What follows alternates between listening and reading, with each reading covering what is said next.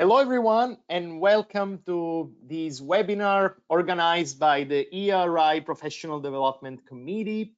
Today, our speaker will be Craig Davis, and the webinar topic is Lifeline Infrastructure System Resilience, exploring what it is and how we can implement. Next slide. So some details about the webinar protocols. You are muted by default, and we will ask you to please stay muted for the whole duration of the webinar. You can submit questions during the presentation, and at the end of the presentation, there is a questions panel you see that is usually on the right-hand side of your screen. Please submit questions. And then at the end of the presentation, Craig will answer all of the questions based, of course, on the amount of time we will have. There's going to be a survey that EERI is going to send you after the webinar to collect, comments and feedback. So please fill it out. The presentation today is being recorded and will be available on YouTube channel of EERI. Within a few weeks, you'll receive an email about it as well. Next slide. So EERI, for those of you who are not members, is a nonprofit membership organization that is pretty multidisciplinary, and it's dedicated to advancing earthquake engineering resilience in the United States and globally. Members are researchers, practitioners, students in many fields, including engineering, geoscience, social science, architecture, planning, emergency management, and community leadership and advocacy. If you want to learn more about EERI, you can go online and look it up. As I said, it's based on membership. So if you're not a member yet, please consider to join. Next slide.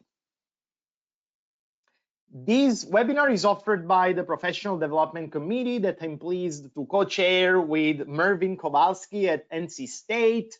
It's an open committee, so all members can join.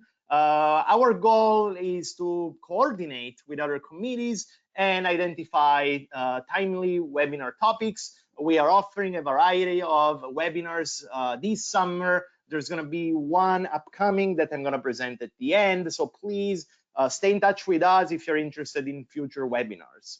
Next slide. Today's presentation will be made by Craig Davis. I told you what the topic is. Next slide. Craig is a leading professional in our field. I think that he doesn't need any introduction. I will just mention a few highlights. He's now a professional consultant on geotechnical, earthquake, and lifeline infrastructure system resilience engineering. He spent 3 decades at the Los Angeles Department of Water and Power, LADWP, working as the Departmental Chief Resilient Officer, Resilience Program Manager, Seismic Manager, Geotechnical Engineering Manager, and Trunk Line Design Manager. He developed a comprehensive LA water system resilience program and was involved in creating policy for improving infrastructure systems to threats and hazards. He has a long publication track with more than 140 technical papers, organized international workshops, symposiums, and so forth, and served in many different national and international professional committees. Craig was honored with many awards in his during his career, including the ASC 2016 Levallois Award for practicing lifeline risk reduction and the 2020 Charles Martin Duke Lifeline Earthquake Engineering Award. He obtained his degrees in California, bachelor from Cal State, San Luis Obispo, and master's and PhD from USC, all in civil engineering. So I think that you can understand what important role Craig plays for infrastructure system resilience, Lifelines infrastructure system resilience engineering. He's a leading expert, and we are very pleased to have him today as our invited speaker. So with these, Craig, I will leave the stage to you. Please go ahead.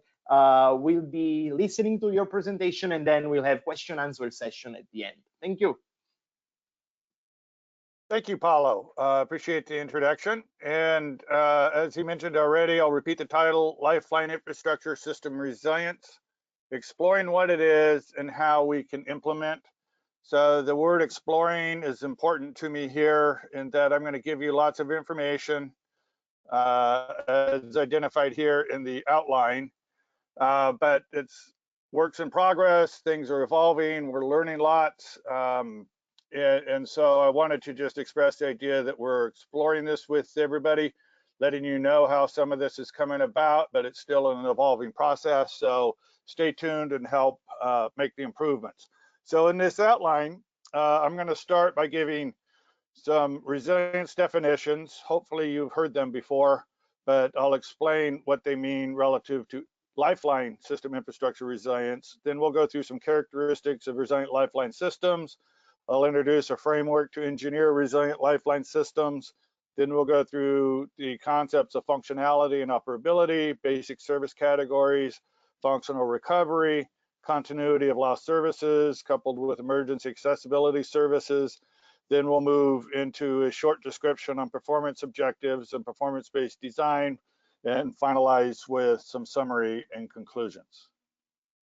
So let's start with getting everybody on the same page of what we mean by Lifeline infrastructure systems. Let's start with a broader perspective of infrastructure systems. So infrastructure systems are the physical and organizational structures and facilities needed for the operation of a society or enterprise.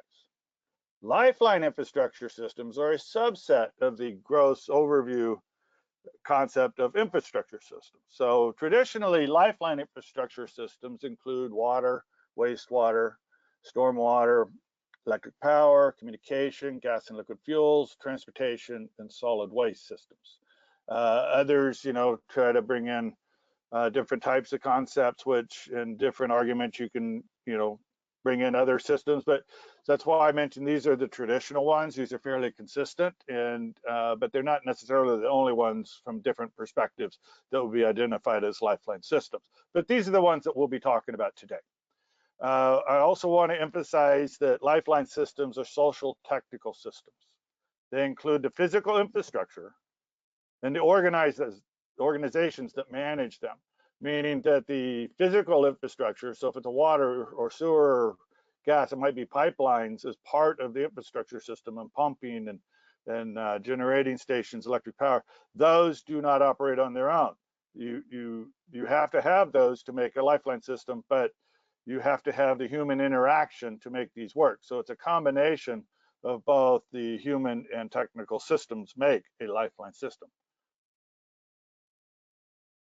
So some physical aspects that we need to keep in mind that make Lifeline systems unique. They're large geographically distributed systems. They're made of numerous interlinked specialized components. They are interdependent, and they consist of a variety of subsystems. I'm not going to go through the list of all the different types of subsystems, but there are many of them. And many of those subsystems have separate owners and operators. But all of those subsystems need to coordinate to provide services to the end users, as well as the interdependency. So all the systems have to coordinate and provide the services to each other, and all of the subsystems, regardless of the owners and operators, have to coordinate. So it's a rather complex set of systems, right? It's a system of systems into itself that support other systems. So let's step up into a high-level understanding of resilience. I give some, there's lots of examples of definitions. I'm just giving some common ones that are used in the world of which I operate in, and assuming that they apply to the audience that I'm speaking to here. So a real famous one and used often and really sparked a lot of work and effort in infrastructure is Bruneau et al. 2003. They defined resilience as the ability of social units, for example, organizations and communities, et cetera, to mitigate hazards, contain the effects of disasters when they occur, and carry out recovery activities in ways that minimize social disruption and mitigate the effects of future earthquakes. They focused on earthquakes, so that's in the definition, but you could substitute that with hazard strikes. So it could, this definition applies not only to earthquakes, but other hazard strikes. The Rockefeller Foundation defines resilience as the capacity to survive, adapt, and thrive in the face of chronic stresses and acute shocks, and even transform when conditions require it. Presidential Policy Directive 21, which has dominated a lot of resilience activity in the federal government, defines resilience as the ability to prepare for and adapt to changing conditions and to withstand and recover rapidly from disruptions. So I mentioned a few minutes ago that these are high level. These generally are applied to a concept of community or regional resilience, used a lot to move large organizations in certain directions in a consistent way, including like PPD 21. That's intended to cover the whole United States, right? And even other countries actually apply that. So these are broad concepts. Now let's talk about lifeline infrastructure resilience. So here's a definition that I've used for quite a while now. A resilient lifeline infrastructure system is managed to provide safe and reliable services to customers or users, cope with chronic stressors, and accommodate hazard-related impacts with the ability to continue providing services or limit service outage times tolerable for community recovery efforts. So now let's explore this idea. What's in a definition and what do these words actually mean? It's not just a statement for having an idea to express, a set of words.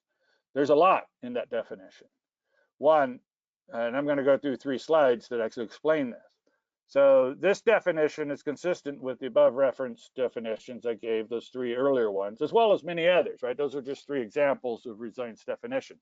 And by the way, I had highlighted some key words that make consistency in those 3 definitions in red. I forgot to mention that.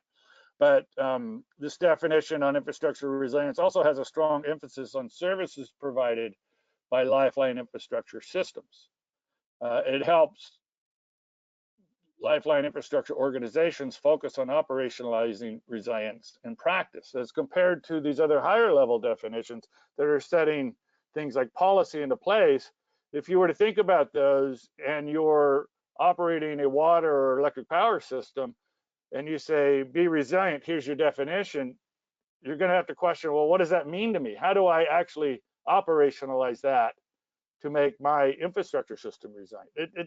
It kind of gives you an idea of what resilience is, but it doesn't tell you what to do if you're owning or operating a lifeline organization, right? So this infrastructure resilience definition I give helps with that.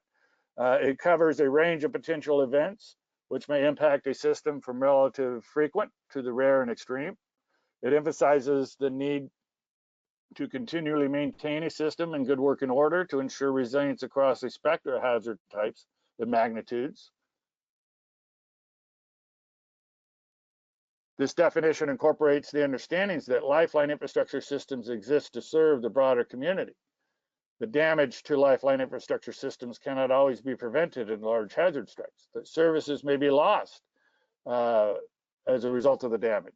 That service restorations need to be accomplished in a timely manner based on local community resilience needs. So usually there's a timely topic. Resilience includes a time component, but time is usually not defined. Well, here, time is being defined relative to some other required definition. What does the community need, right? So the societal objectives, including the social and economic adaptations, need to be incorporated. It includes the understanding that services may be restored by lifeline infrastructure systems before repairing all damaged components. So if you were to summarize those bullets, this definition incorporates the idea that lifeline systems are not designed to be fail-safe. That's almost impossible for any engineered system, depending on the level of the hazard, right? For the more extreme hazards that strike, you certainly have a probability of having some level of damage. And I mentioned how complicated and complex they are earlier. But the lifeline systems can have safe to fail design and be managed to provide services when needed. So that's a core concept on the things that I'll be presenting. And this definition requires complete system recovery in order to remove operational constraints so that it can return to pre-disaster performance and reliability, or at least as closely as feasible, without which the system may not be able to meet the defined target to restore services tolerable to community recovery efforts. Right, so meaning that systems having a reduced reliability are more vulnerable to hazard strikes, right? So you can't just get your system services back in order and have a lot of damaged components that are needed for daily operations, but not necessarily on any specific day, because then you're going to have problems in normal operations. And if it's an earthquake and then you have an aftershock and you're kind of hanging on by a shoestring, you're very vulnerable to further damage. And this definition does not constrain the system to return to its original state because it focuses on the services, not the layout of the infrastructure. Instead, it allows for adaptation and the ability of the system to reorganize into a better configuration while finding ways to restore and improve capacity to provide the intended services. And lastly, it recognizes that Lifeline infrastructure resilience is realized not only by the ability to limit damage and make timely repairs to the systems, but also through the flow and provision of the services to users. All right, so resilience, back again to the broader concept of resilience. Resilience is an aggregate of many dimensions.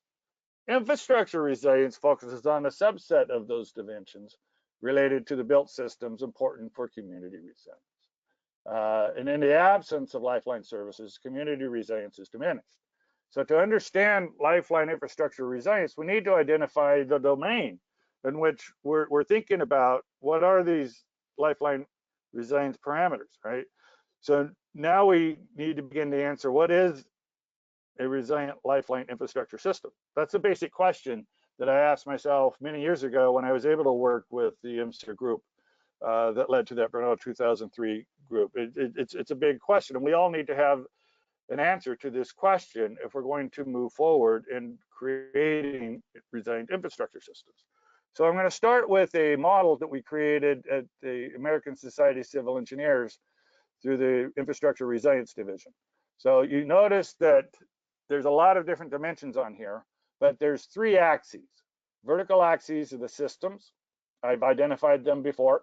The horizontal axes going off to the right are hazards, and I list a bunch of hazards at the top, and there's dot, dot, dot at the end, right? Meaning that that's not all the hazards. You need to focus on the ones in any geographic area that are most important to those areas. And then coming out of the plane of the screen, there's the adverse event cycle. All right, so now around that, we have a lot of words. But to understand what those mean, you can identify these cubes based on these three dimensions, right? So I outlined one cube here for communication, flood, planning, and preparation, right? And inside there, if you were to blow that up, you see that there's a bunch of dimensions inside that cube that are in blue. And so that cube actually represents more than just these three dimensions. It's multidimensional. And those multi-dimensions are identified around a perimeter, right? But they are not the primary ones we start with when we're talking about infrastructure resilience.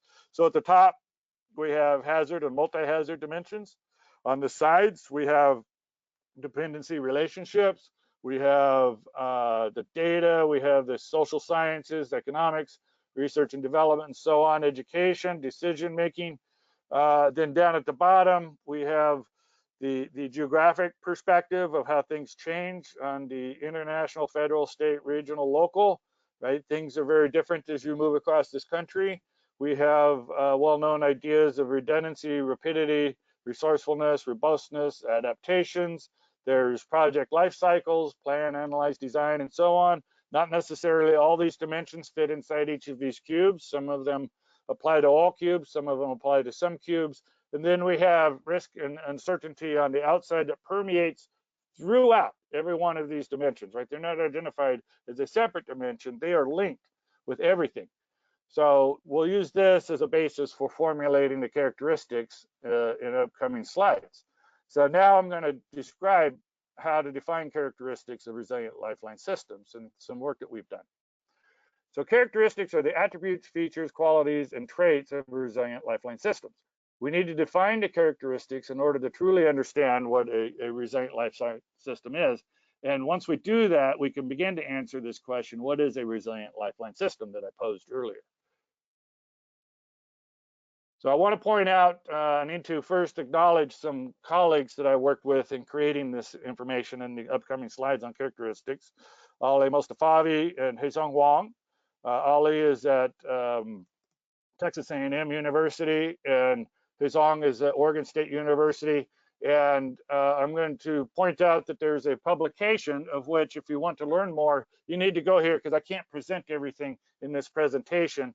And I'll point out later why I bring this up now. But it's published in 2018 in the Natural Hazards Review of ASCE. All right, so we go back to this model, this framework. And what we want to do is generalize characteristics for across all hazards and infrastructure, right? So we want to generalize and reframe this plane that I identified in blue.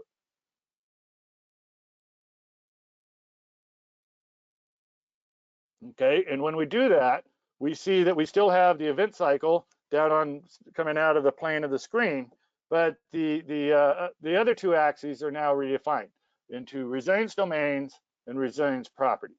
So the resilience domains include the social, economic, technical, and organizational aspects, and the resilience properties are the redundancy, robustness, rapidity, and resourcefulness. So in our studies, we found that these were the best parameters for which to define the characteristics across all lifelines and all hazards, right? So these are general, but there will be specifics when you're dealing with specific locations of hazards and lifeline systems. So it's not comprehensive by any means, but it's a very good start for people to understand. So the key characteristics are identified in the resilience domain, event cycle plane, and the resilience domain, resilience property plane. I show the domain, the resilience domain and event cycle plane here. And we have identified 17 characteristics in terms of the resilience domain.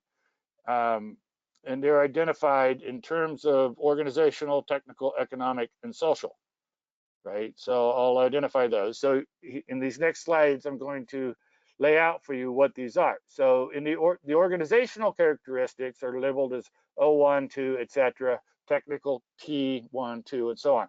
So the way these are read is you start with a resilient lifeline system has an organizational structure capable of cost-effectively managing, coordinating, and implementing core resilience activities in a safe and reliable manner. A resilient lifeline system has organizational stability and capacity. So there's O1 and O2. So I'm just going to go through and read verbally for you out loud each of these. So organizational characteristic 3 has adequate support and resources to implement resilience measures, has plans for expected scenario events, including regional and local events, maintains emergency plans and exercises them consistent with expected hazard scenario impacts, has commitment to continual development and improvement. The technical characteristics, T1 through I think T8, we'll see on the next slide. A resilience lifeline system has established performance objectives and performance criteria, is aware of the hazards and threats, understands potential impacts to the system and its life cycle, and has established procedures to address them, identifies vulnerabilities and minimizes them in accordance with established performance objectives with short, intermediate, and long-term priorities, is able to measure and quantify resilience, develops post-event priorities on how to maintain services and methods to return lost services to different customers, has well-informed, highly capable incident management system, is able to enhance resilience through betterment processes during permanent repair and damaged facilities, is able to manage and help control cascading events.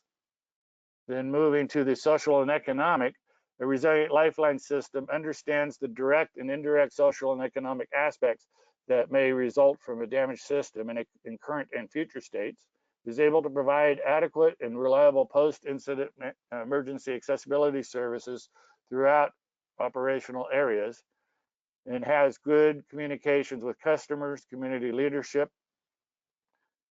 within the service areas and areas of operations and other lifeline systems. Okay, so those are the 17 characteristics. Each characteristic is associated with achievement indicators. The achievement indicators are linked to the resilience properties and the event cycle, right? So I'm showing a graph here. I'm showing for the resilience domain technical as an example, and characteristic T1 has established performance objectives and performance criteria based on defined metrics. So there are achievement indicators listed below, so A through G.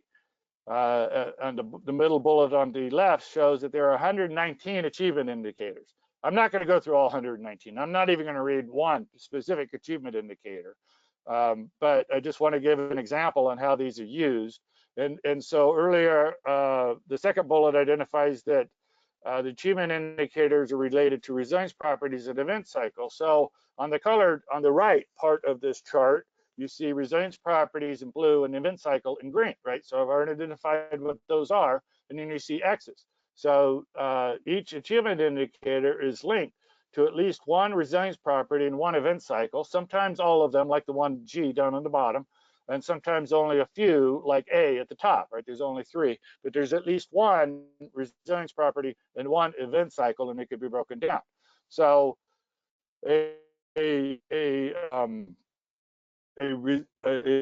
system, right? The people working and manage them can go through and identify which characteristics they possess and which achievement indicators within those characteristics they possess.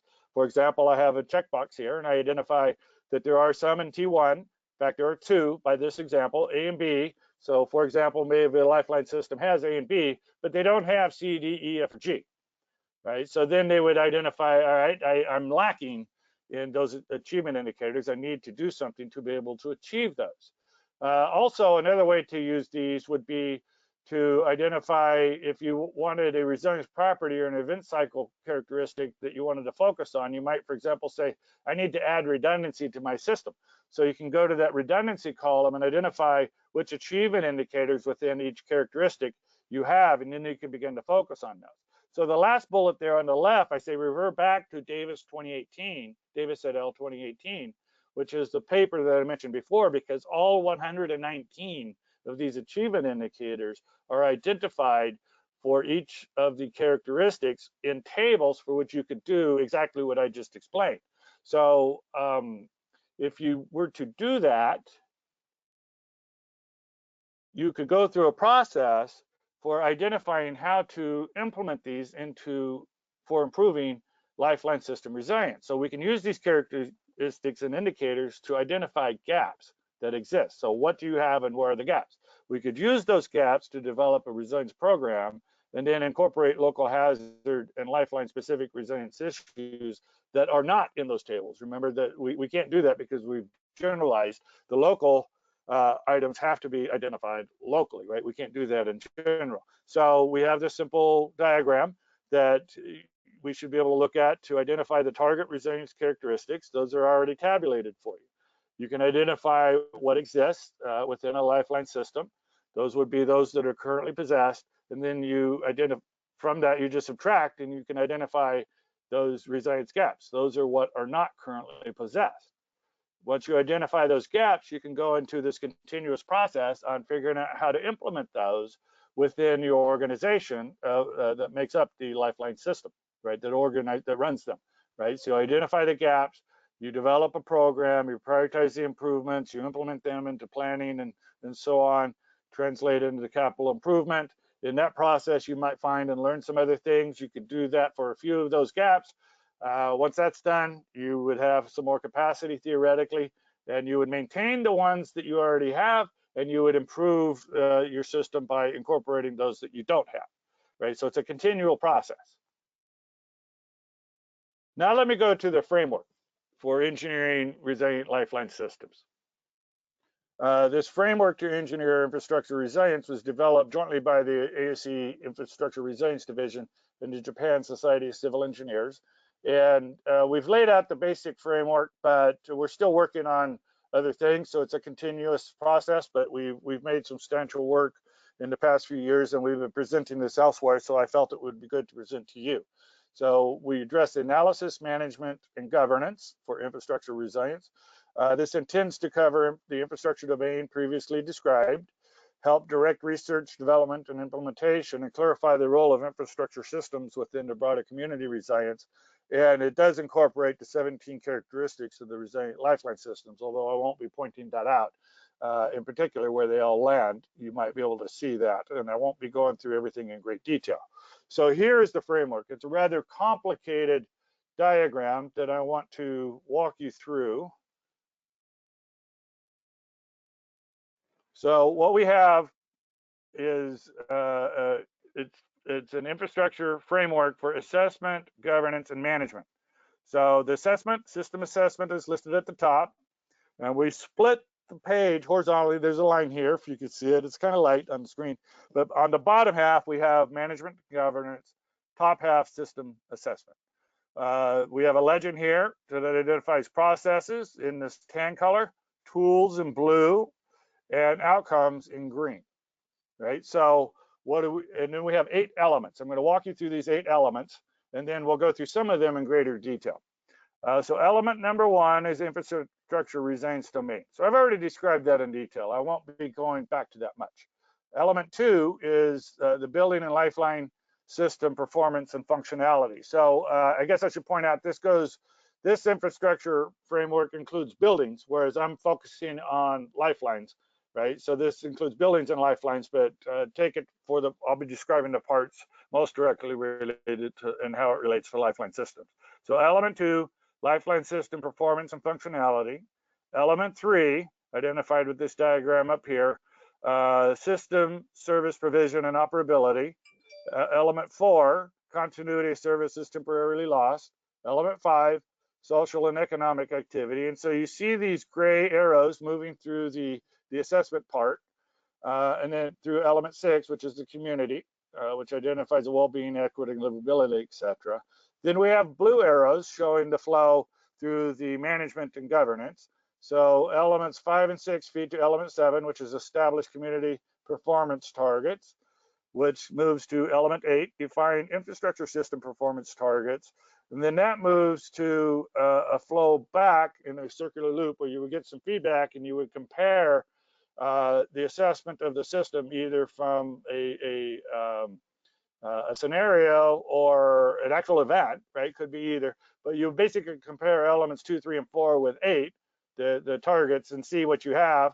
If it works, it's fine. If it doesn't, things need to be changed, right? So are you able to meet what the community needs, right? Based on the definition that I gave earlier.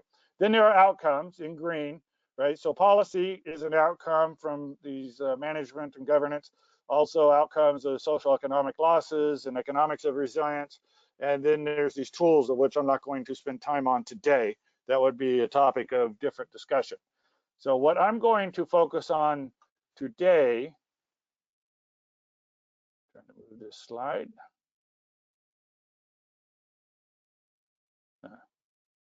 See what's going on here. Oh, okay, it doesn't move with the pointer I just learned. All right, so what I'm going to focus on today are elements 1 through 4. But as I mentioned, I've already addressed element 1, sufficient for this discussion.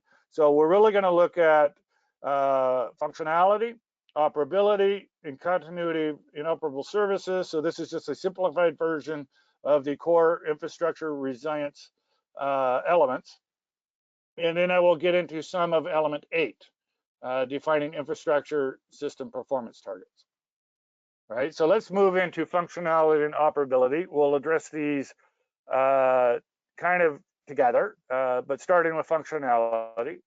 So let's work on the idea of functionality. It's been around for a long time, and it's very common use for addressing infrastructure resilience. And Bruno et al. Covers the basics of this quite well. So I'll just refer to that. So functionality incorporates robustness, which is the capacity to minimize the initial losses. And that's a function of the systems and its components, pre-event condition, resistance to damage, and includes redundancy. It also functionality incorporates redundancy, or rapidity, I mean, the time to recover, which is a function of preparedness and resourcefulness. It incorporates dependencies. It incorporates secondary losses from cascading effects, and it addresses the time to recovery, or the time to recovery is a result of the planning, preparedness, response, recovery, rebuild capabilities and capacity, which is strongly associated with the available resources and emergency and crisis management competencies. I'm going to just show a diagram here of basically you have pre-event. Well, you know what? I'm gonna. This diagram is repeated on the next slide. I'll describe things there. All right. So functionality is the most commonly used metric for describing system resilience. In research and practice, the term functionality is used in two ways, and I'm going to begin to address that a little bit. We can't have functionality being used in two different ways in the industry and move forward. So I'm going to address that very specifically in this presentation. So following an event that impacts infrastructure, functionality addresses the amount of damage and system restoration through repairs, which I've identified in the framework as element 2, or it addresses the loss and restoration of services provided in the system. So I say or based on the way other researchers have addressed it in the literature, which is identified as element 3 in this framework, right? So usually one of the above, itemized as number 1 or number 2, are evaluated, right? So not both, usually it's 1, right? But remember, the framework that I'm presenting to you identifies them as separate, not the same. So I'll go through that. And also, usually, they're only addressing technical metrics. And remember, I said a Lifeline system is a social technical system.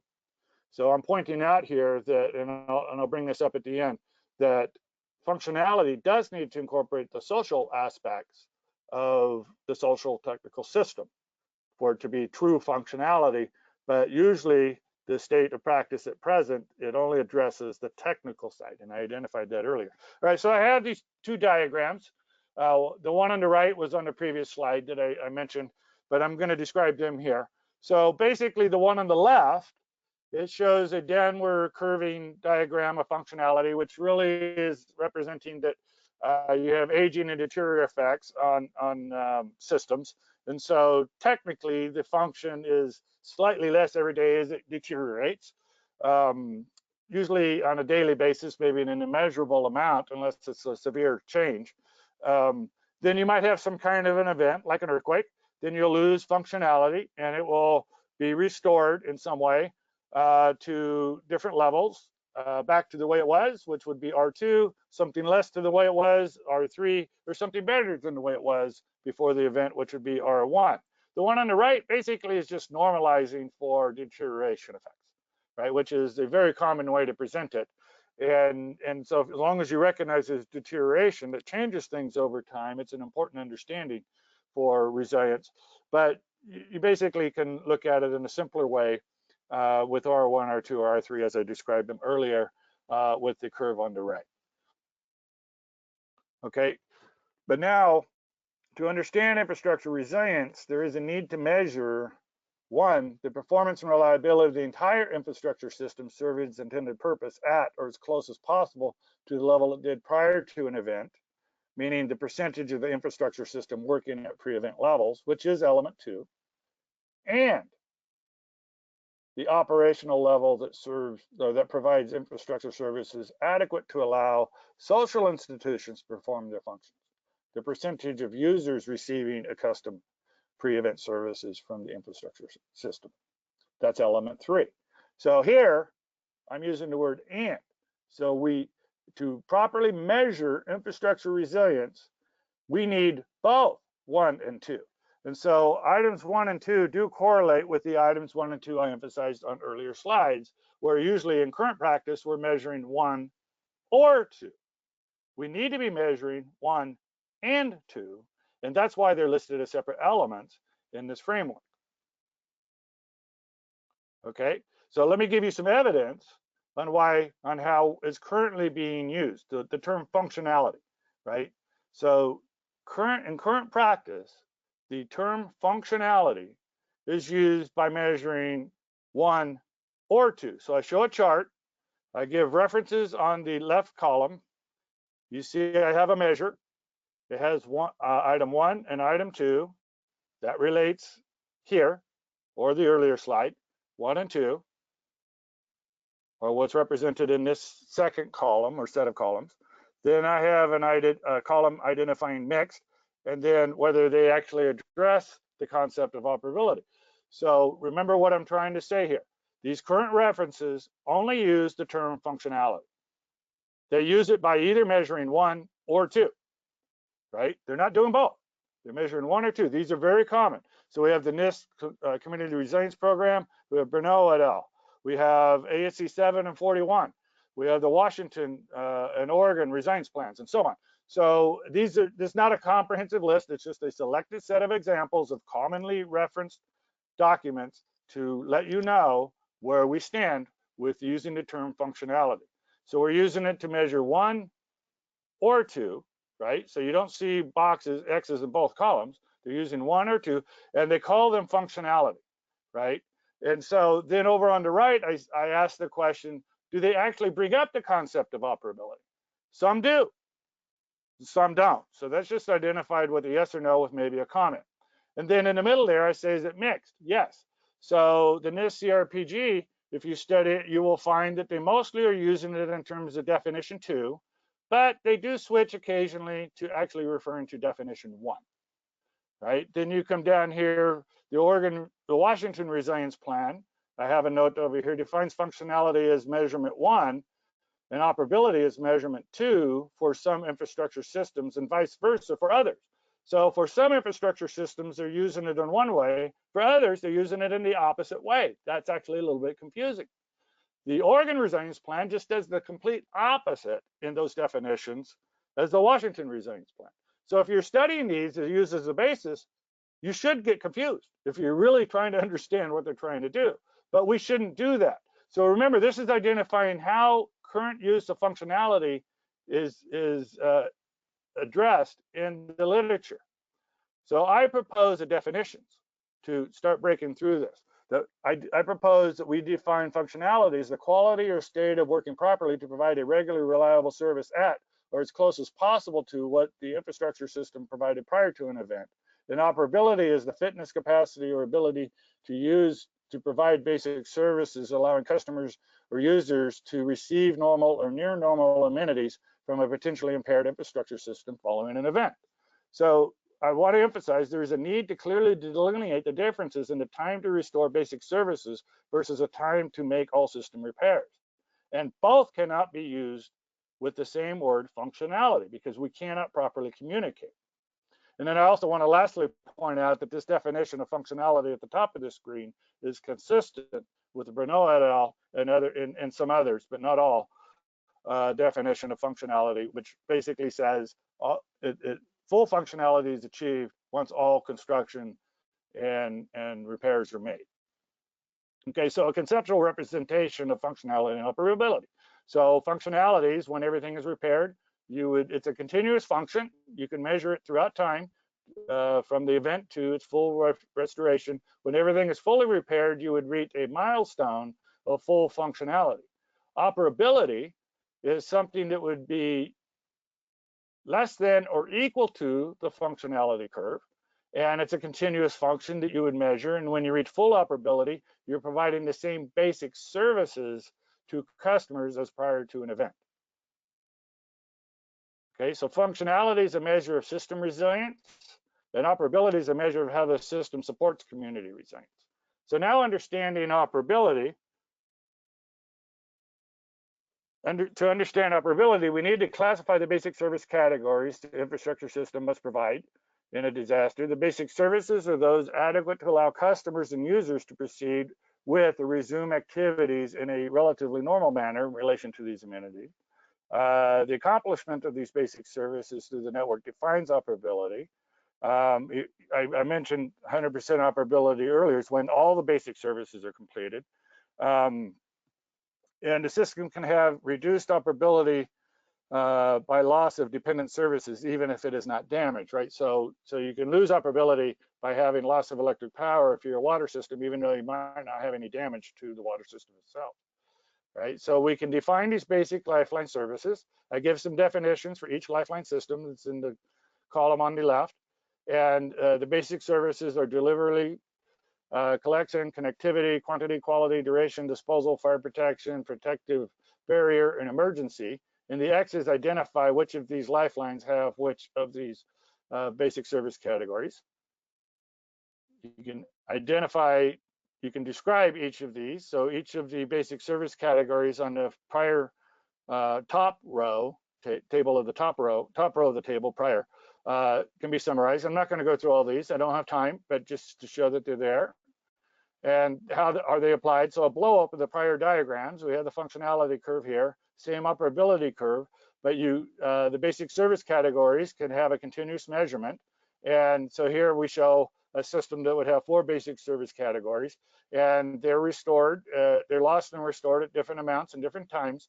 But operability basically bounds the outer edge, the lower and the outer edge of recovery time of all of the basic services. So this is a smooth curve, but technically it would follow a jagged line. So it would be the outer bound of all of the basic services. So operability itself is not a service, it's the bounding of all the basic services that are needed for recovery. And an example to show that these are measurable and quantifiable. This is the Los Angeles water system from the Northridge earthquake. These are the 4 basic service categories that were identified earlier. And I'm also plotting functionality. Here, it's a little different than the conceptual curve that I gave earlier, where they don't overlap because the basic services are plotted using different metrics than functionality. So there's a specific reason why they do overlap compared to the concept earlier, and I'll address that again a little bit later. So now let's look at functional recovery and how that relates. So we need to look at a report that most of you cannot view yet, but it will be outcoming. It's a NIST-FEMA special publication. It's currently in review, and it's titled Recommended Options for Improving the Built Environment, Post-Earthquake Recovery Accuracy and Functional Recovery Time. So I'm running out of time, and I'm going to push through this pretty fast, but the basis of the report was the congressional reauthorization of the National Earthquake Hazard Reduction Program. They pulled together a team to define reoccupancy and functional recovery. Reoccupancy is defined here as a post-earthquake performance state in which the building is maintained or restored to allow safe reentry for the purposes of providing shelter or protecting building contents. This applies to Lifeline systems, but only dealing with the buildings within the Lifeline system, right? So this is more for, well, this only covers building, the reoccupancy part.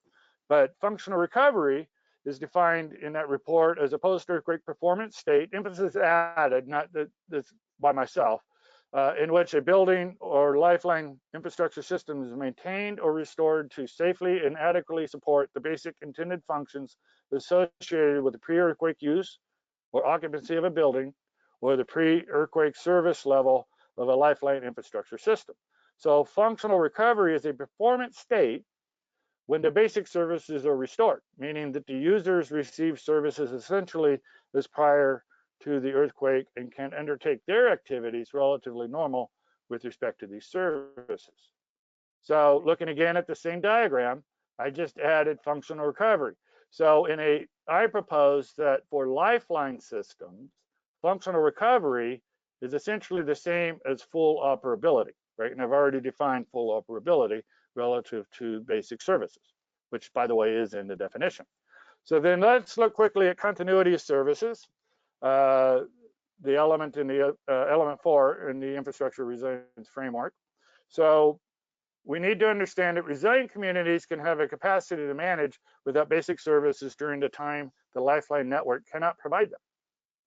Resilient Lifeline systems can accommodate basic service losses and restore them to the community when they're needed, part of the definition. To do this, there's a requirement that the community social units and the Lifeline systems coordinate in advance of the event. Best in advance, not after. I'm not going to describe this diagram for sake of time, but it's basically plotting basics, emergency accessibility services per household over time. So when you can't get them to the normal, you get an alternate that suffices during the initial recovery phases, right? So continuity of services may be obtained through provision of emergency accessibility services, which I'll define next, independent or in collaboration with the Lifeline system, or through system modifications to provide limited services until the network basic services are restored. So emergency accessibility services in this context are those services which could be attained to supplement the lack of services provided through the network. These would include emergency backup power generators, bottled or trucked water, portable toilets and showers, and so on. So coordination of emergency accessibility services provides transparency on the Lifeline system capabilities, right? So the customers would know what the Lifeline system is able to do after different types and sizes of events, right? So where is the damage? Where will the loss of these services be expected? And how can I accommodate them as the user not getting these services? It allows social institutions to properly plan for the conditions, and it helps reduce the possibility of inadequate and untimely support services for plausible events. So I'll skip this bullet about element 4, but functional recovery of a building may be achieved using emergency accessibility services before the functional recovery of a Lifeline system could be achieved. That's an important understanding when you're linking services to buildings. But I also want to point out that in my observation, continuity of service is a critical but often overlooked component of Lifeline system resilience. It's really a part of Lifeline system resilience. Then let's quickly go through, I'm going to wrap this up pretty quick. Lifeline system performance targets and performance-based design. So that's element 8 and some feedback. So target objectives are needed to be established per the definition to limit service outage times tolerable to community recovery efforts. If you don't have targets, you have no idea if you will actually meet that once an event strikes. So we have to understand what our targets are and how the community can deal with the services that might be lost even though you have these targets.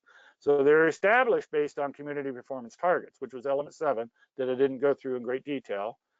But if the community performance targets exist, then you can use those.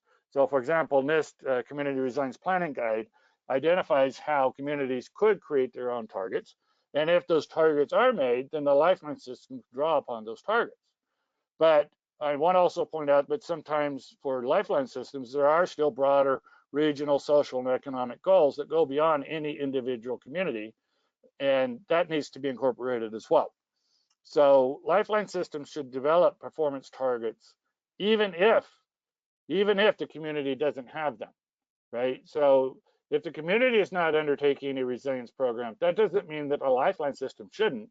I contend that they should regardless. It's just easier and better if the community is doing this as well. And the targets can be established for basic service categories or for broader service requirements. So I've already identified the basic service categories, but it could go beyond those, right? Then we go to performance-based design. The performance target should be used as a basis for designing and modifying the system to meet system restoration requirements for different hazard levels and within a defined certainty or uncertainty, if you want to look at it in that context. The systems analysis are necessary, incorporating dependencies and interdependencies. And from that, you can identify if the system meets performance goals. If not, change the system or change the targets. But if you change the targets, you have to do it with stakeholder input. It has to be transparent. It can't be blind. So here's a diagram on how that could be done. First, you select your performance objectives, which I've identified as part of the framework, how you would do that. Then you go through analysis of either the system as a whole or components within the system. You assess their performance capability. Then you look, does that meet the performance objective? If yes, you're done. If not, you have to revise the system or the design or the performance objectives. But of course, with the input and collaboration with the community or the stakeholders. And so you might have to loop back around until you can meet this side. But sometimes the performance objectives are too strict and they can't be met. Well, the community needs to know that. What lower level performance are you actually targeting? So in summary, let's identify what is infrastructure resilience. So infrastructure resilience, based on what I've presented so far, is a systems level concept, is defined from loss of services and ability to restore following an event based on user needs, is multidimensional, focuses around the 3 dimensions of system hazard event cycle, is not independent of the broader community resilience, has 17 characteristics, is measured from functionality or using functionality and operability. Functional recovery is achieved at full operability, and it includes the continuity of services to customers when the system cannot provide those services. How is it implemented? Using a continuous process, developing infrastructure resilience programs, creating resilience plans, undertaking programs and plans using the 119 achievement indicators, engineered using defined recovery performance targets, accomplishing social and economic outcomes consistent with the community served, employing good resilience policies, and using proper management and governance. These last three I didn't go through in great detail. That would be a topic of another discussion. And then some future work needed, some things that are immediate on the threshold or immediate importance. Consistent terminology. I gave you an example of why that is with functionality. Functionality needing to be measured using social and technical metrics. A framework defining consistent service goals for all buildings and lifeline systems. That would identify the maximum basic service losses and restoration times for emergency response phases at minimum. It could go well beyond that. We need advanced evaluation methods incorporating subsystems, dependencies, and interdependencies in the basic service categories. We need guidelines and standards across all lifeline systems incorporating recovery objectives in a very consistent way. And there's a lot more. There's a NIST report 2014, identified GCR 14917-33 here, and also NIST 2016. Both of these give lots of information on what is needed to be done to improve lifeline system resilience. And then lastly, I want to leave with an advertisement that we are, if you're not already aware, UCLA will be hosting an AAC Infrastructure Resilience Division Lifelines 2021-22 conference that will be held as a gathering, we hope, on February 7th through 11th, 2022. It was originally scheduled for this coming February on the 50-year anniversary of the San Fernando earthquake. But unfortunately, due to COVID-19, we've had to defer that for a year, but we will still be having on February 9th, 2021. Please look forward to an online seminar and an on-site press conference, weather pending, where some significant damage and effects occurred. This earthquake, a 1971 San Fernando earthquake, actually defined what we now call lifeline earthquake engineering.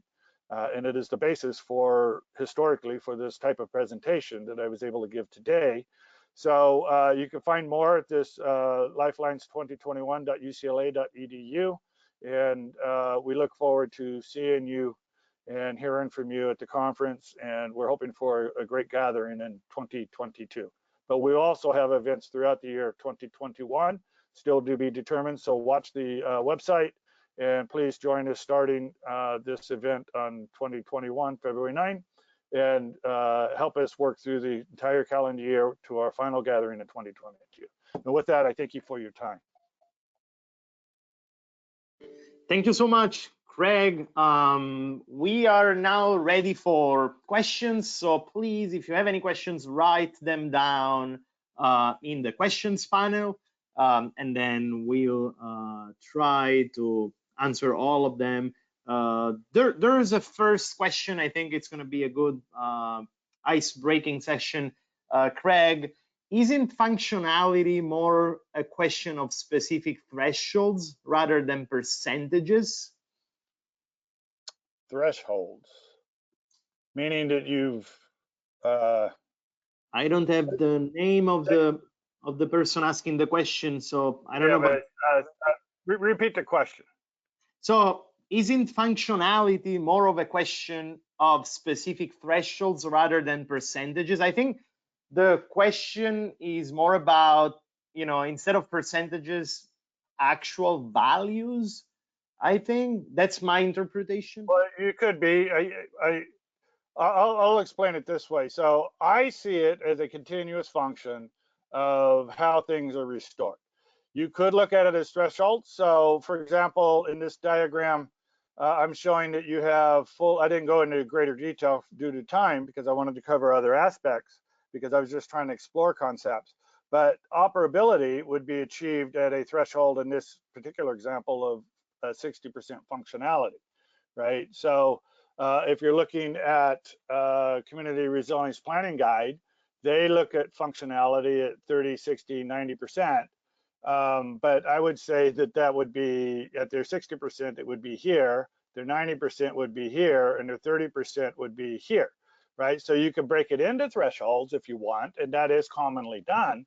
But all you're doing, in my observation, or at least my perception of the way I think of functionality, is you're just breaking out different levels on this continuous curve, right? You can, I was pointing out that, you know, so I'm not disregarding that you can't look at it as thresholds, at least the way I'm thinking about it now, but I'm pointing out that you can have a continuous measurement, which I showed somewhere, I forget where it was, here, right? This is a continuous measurement of functionality of the Los Angeles water system that goes out, by the way, to 9 years, right? It took 9 years to recover full functionality after the Northridge earthquake for the LA water system.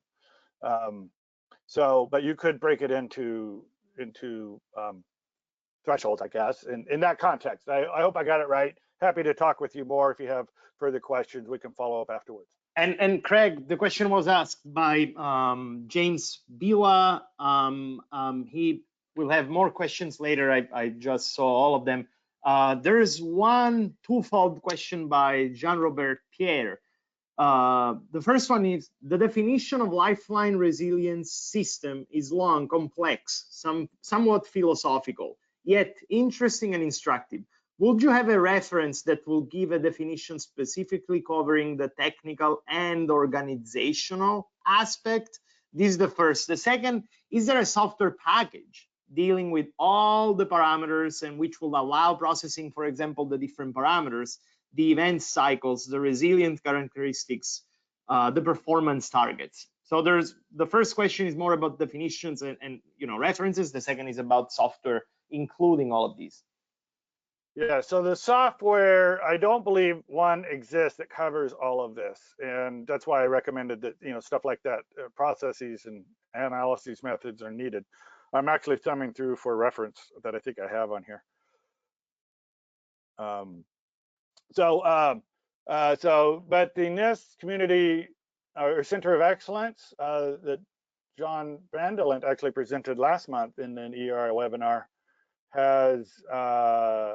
is working on things like that, as well as many other organizations. So we're hoping that we will be able to have software that can do this in the future, but it doesn't seem to exist right now. The definition, yeah, it is complex. The descriptions and all of these slides are given in this definition, or this Davis 2019, given at the Iconic in Greece last June, I believe it was. And so Iconic 2019, I'd be happy to share that. And I don't know of a particular, I would actually recommend Bruno et al. If you want to start looking at good examples of papers that talk about technical and social aspects of this. But there are probably many others that I just am not going to draw off the top of my head. But if you haven't read Bruno et al. 2003, it's actually in the EERI Spectra 2003. It's an excellent reference. Still, I think everything in there still applies today, and it actually forms a basis for much of what I presented here. I hope that I'm not inconsistent with things that they write and that I'm just drawing from and adding to. So I hope I answered that question, but again, I'm happy to follow up if necessary. Okay. Other questions about definitions. This one is by James Bila. There are many examples of resilience in nature, a spider web, a palm tree in a hurricane, and many others. Why do we need 17 characteristics? Wouldn't it be more instructive to look at what the Lifeline system has done during the past 17 years? I don't know about the years part, because just because things haven't happened in the past doesn't mean they won't happen in the future. I know that from experience from the Northridge earthquake. There are things that happened in the Northridge earthquake to the water system that had never happened prior and haven't so far happened again, even in other earthquakes around the world. But that doesn't mean that you don't need to be thinking about them. So looking at how things perform in the past is excellent. That's where we're going to draw most of our knowledge from, probably. but analyzing and understanding things in advance are very helpful. So why do we need 17 characteristics? You don't need 17 characteristics, but if you don't start, what we were trying to do is identify what makes a resilient lifeline system. So we're just trying to answer that question. So in that process, we started identifying these different characteristics, make them up. I mean, in reality, the process, read the paper and you'll understand better. But what happened was I was charged to create a resilience program for the LA water system. One of the few, if not the first, specific Lifeline system defined resilience program manager. I didn't have anything to draw from. So what did we do? We actually brainstormed with, like, I think 30 or 60 different water system managers inside the LA Department of Water and Power. What are the things that you think makes this Lifeline system resilient? We identified all of those. There were hundreds. And then we began to group them and trying to identify what makes a resilient Lifeline system. We couldn't group them in packages less than 17, right? So we ended up with these 17 different things. Well, that was the basis. Then we reached out and did more research with Ali and Haesong and others through ASCE and identified that these 17 statements capture everything without overlapping and without missing things, we hope. We're not sure that we're totally comprehensive, but that was just a way to categorize them. We don't need 17. You can say one, a resilient lifeline system, right? But if you just say I want a resilient lifeline system, if you're trying to implement it from a practical manner, you say, well, how do I make a resilient lifeline system, right? You can't do it from those original definitions of resilience. So I created this definition of what is a resilient lifeline system, which is rather complex, I agree. But then even then it doesn't tell you, well, it includes emergency management and it includes remediation and it includes planning and all of the stuff. So it's just a way of categorizing them. And I think you should look at it that way. It's just a categorization methodology rather than you have to have these things. But there's a lot, it's very complex. It's multidimensional. There's a lot of different things that need to be done if you wanted to say I'm truly resilient. So if somebody comes to me and says, I have a resilient lifeline system, and I ask, do you have performance targets? And they say no. I say, then you can't have a resilient lifeline system. You're partially resilient, and maybe you're sufficiently resilient, but you can't say you're totally resilient, right? So if you don't have these things, then you don't know if you'll be resilient to all future events, right? In fact, you never know that for sure. Well, within your level of definition, you could be, but you need to worry about these different things if you want to say that you're resilient. Again, it's complex, and I'm willing to follow up and have a discussion. It's probably maybe a theoretical debate, possibly, or semantical debate. It's just a way that we wanted to categorize them. So I hope that doesn't get confusing.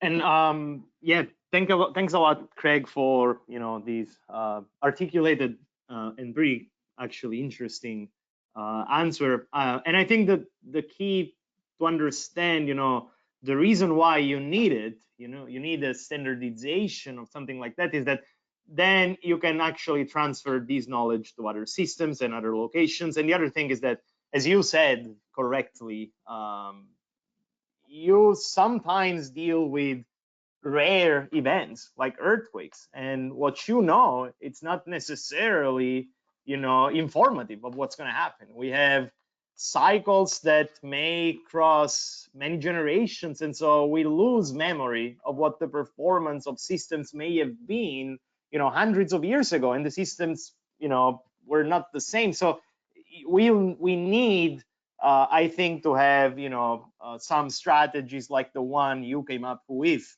to describe system and analyze them in a more kind of robust manner. We have other questions. One of them is from it's about the systems involved by David Bonovitz. The question is, most of the examples involved systems for moving water or gas or some other material. please say a little about how these principles do or do not apply to communication or transportation networks. Do some systems rely more on agent-based decision of end users than others? Well, to answer the last part, yes, some definitely use agent-based, but even the agent-based is a flow, right? So transportation is the movement or the flow of people and goods, right? Even by definition, right? That's so you can analyze things as agent-based, where decisions are even made about how things are made different, or how you might transport things through on a transportation system different than a water or a sewage system, which is all predefined based on the pipe networks, for example. But communications is the flow of information, right? So the idea is how things flow. It's actually consistent with the many economics theories of how infrastructure systems provide flow of information and goods for economic purposes. That was a multi-part question that David gave, and I think I have lost track of the first part of it, or did I cover that? Paulo? Sorry? I wanted to hear the first part of the question again. I'm not sure I covered everything that David asked. Oh, well, I think that you pretty much Okay. answered that. Yeah, I think it was more, yeah, the first question I think was kind of setting the stage. Okay. It was more about, what the role of user's decision or agent-based user decision may be. Yeah. So we have, and David, please let us know if there's any follow-up on the answer. I have a few questions by James Vila on some definitions and some curiosities of the process. The first question is, since lifelines are distributed systems, will them be more practical and less semantic challenging just to focus on building in redundancies?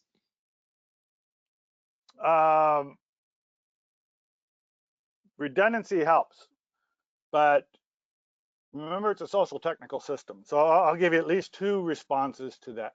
So one, it's a social technical system.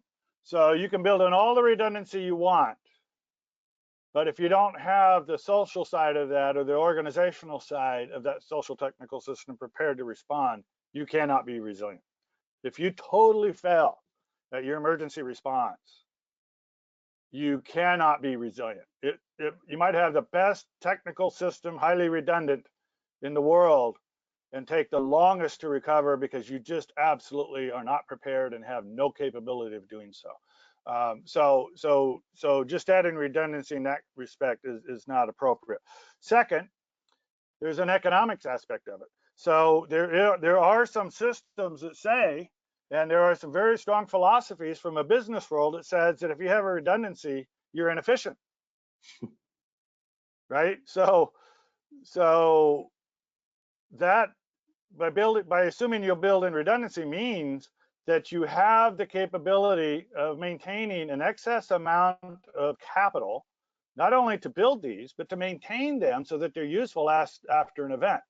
And so you really have to think about how much money people are willing to spend to create redundancy. So redundancy is a really important aspect of being resilient, right? It's really highlighted as what, in my mind, it becomes one of the primary useful tools. But you can't always achieve redundancy for many different reasons. Sometimes it's just spatially affected in that where if you wanted and you could put in a redundancy, you can't because there is no space, there is no capability.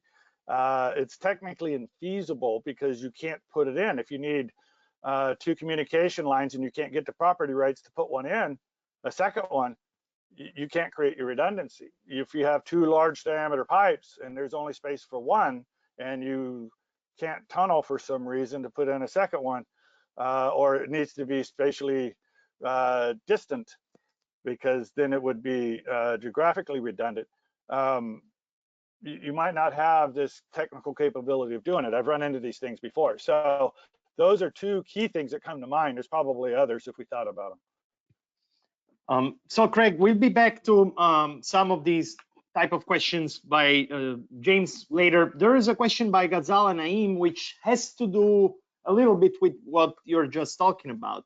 The question is, Lifeline infrastructure resilience measures functionality and operability of the same system, or it can be managed by some other means. For example, potable water through regular supply is disrupted and the system can't work anymore, but an alternate plan is already embedded to provide water to users through tankers.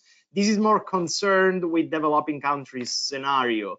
So I think that it has to do, the question has to do with, you know, operability and functionality of multiple systems with the same objective, which is not the same as redundancy, but it's probably close enough as a concept. Yeah, so he's hit it right on. What he just stated, I think, is completely consistent with what I was trying to explain. Some of it comes just in terminology. So I give alternate emergency accessibility services. Those will be the tankers. You can create an entire system being prepared to do that. And it is more common in countries that are less developed because they actually might rely on those more on a common basis, whereas the United States, for water systems, you really hope that you don't have to rely on tankers, you know, every month or something because something goes down, right? It should be an extremely rare need without an extreme event that you would use tankers whatsoever, whereas that's not necessarily true in other countries. So the operability comes from the ability to provide these services through the network, right? So you might have no operability, but you're still providing what the customers need through tankers. I would suggest that if you're getting it through tankers, you're not totally meeting everything that the customers need on a daily basis, and they're doing without something like an industry that needs lots of water. They probably can't get it all through tankers, and they would need these, maybe they can support some of that, but not necessarily all of it. Tankers are probably really good at dealing with the residential needs, but people now have to take off work and stand in line or something. They have to remove a part of their day just to go to those tankers to get the water, right? It's very different. So it's still very disruptive when you can't get it through the network. But what he just described fits perfectly with what I was trying to explain. We would just have to make sure that it was in, he and I could talk about how I would just put that into different categories of emergency accessibility services through the tankers, the operability through the network, and how it all fill out to where eventually, once it's restored, you would no longer need the tankers. You would get it all back through the network. Okay, and I think this is a good transition over another question, which is by Ashta Pudel. Where does the interdependencies between Lifeline infrastructures comes exactly in this framework? Okay, so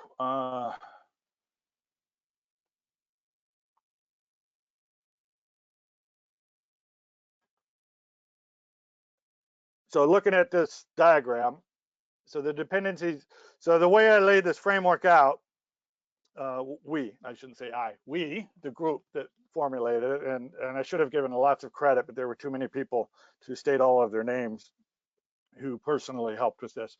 But you'll see that in the publication coming out soon. All right, so this functionality is for one system. So imagine planes, parallel planes of functionality curves. For if this is water, then parallel to this plane would be power, parallel to that plane would be wastewater, and so on. They would each be damaged, and so they're interlinked. That's shown with, you know, so say, and there's a major earthquake that affects all of them. Then they would all be damaged. That is represented by damage to this system, or the ability of this system to function or operate based on the needs of the other systems. So to start with, then we can go to the, now I'm going to skip to basic service categories and how these flows of services work. So if you have damage to a water system and you're unable to deliver, but the electric power needs that water delivery to generate power, the flow of services from the water system to a customer, which happens to be the electric power system is gone. So they can't function, right? So remember I mentioned, and I didn't lay all of this out in a flow diagram, but the dependencies and interdependencies in this process can be accounted for directly by looking at having each lifeline system recognize all the other lifeline systems as customers. And so you need to define all of your customers and how critical they are. That's a completely different topic that I didn't have time to spend in this presentation. So I'll just try to verbally describe it in an abstract way here. So there would be flow of water to the electric power, and then interestingly, electric power flow back to the water system. So you get in a rut if that water needs power, but the power is not supplied, and you don't have emergency backup because the electric power can't get that water or get the power to pump the water, right? So this has to be pre-thought. So water needs a backup power, and the electric generator probably needs backup water to get the whole system running. That has to be pre-thought. You can't take it for granted. And it's all handled by each one working and trying to create a system that flows water when each customer needs it. Remember, part of the definition. And so in an emergency, like a major earthquake where you have to have water and power, they would be highly critical customers. And so that should be planned out as part of modifying or improving your system so that they could get these services to kick off the restoration process for the whole community. I hope I was able to describe that off the top of my head correctly for you. But again, happy to follow up if you have some questions on that. Craig, just one more question, then we'll wrap it up. By James Bila. Don't vulnerabilities depend upon the scenario event? Vulnerability, yes. So a vulnerability is something that is based on the hazard, right? You're vulnerable to a hazard. So a hazard would come out of a scenario event, right? So, or an actual event. So if you're vulnerable to landslide and your scenario doesn't generate any landslides, then, right, you don't have any consequence. But your vulnerability is based on the hazard. Maybe not the scenario. It's based on what hazard you're exposed to, right? And so you can be vulnerable to a landslide in a landslide hazard zone because you're exposed to it, but a scenario might not necessarily generate a landslide at that location, if you know what I mean. So yes, in this context, and I'm going to acknowledge that as far as risk and vulnerability and hazards and all of that and how that all fits together, I am not the best expert at trying to explain that. There probably are others better to answer that question. But in the context of what I'm trying to describe here in these systems and scenario analyses, that's the way I can explain it to you relative to what I've already described. Okay, thanks a lot, Craig. Can you go past the last slide so we can wrap this up and thank everyone for participating in this very interesting webinar. First of all, Craig, let me thank you for your great presentation and for answering all of the questions. I think it was a very, very interesting and informative presentation and a very nice question answer session. You can go to the next slide.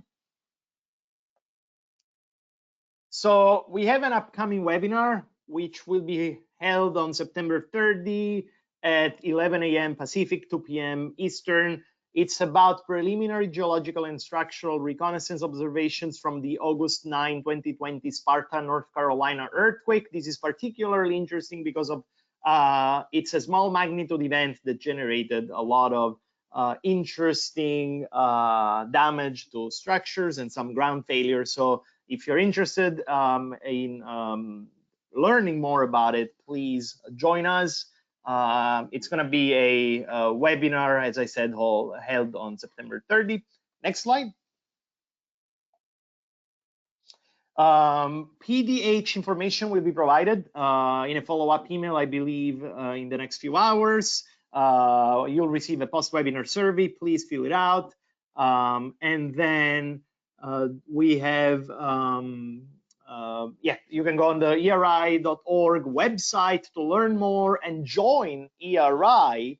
And you can also find out something about upcoming webinars if you subscribe to the Pulse, which is the mailing list that you can be looking at with any news. Lastly, this webinar is supported with funding under a cooperative agreement with FEMA and the US Department of Homeland Security. Next slide.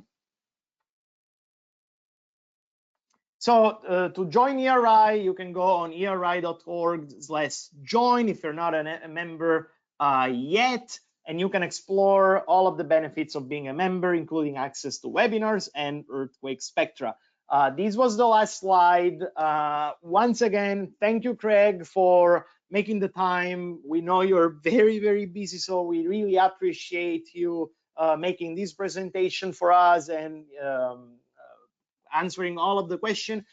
We also thank all of the participants, and we're looking forward to future webinars and other opportunities to get together virtually. Thank you all.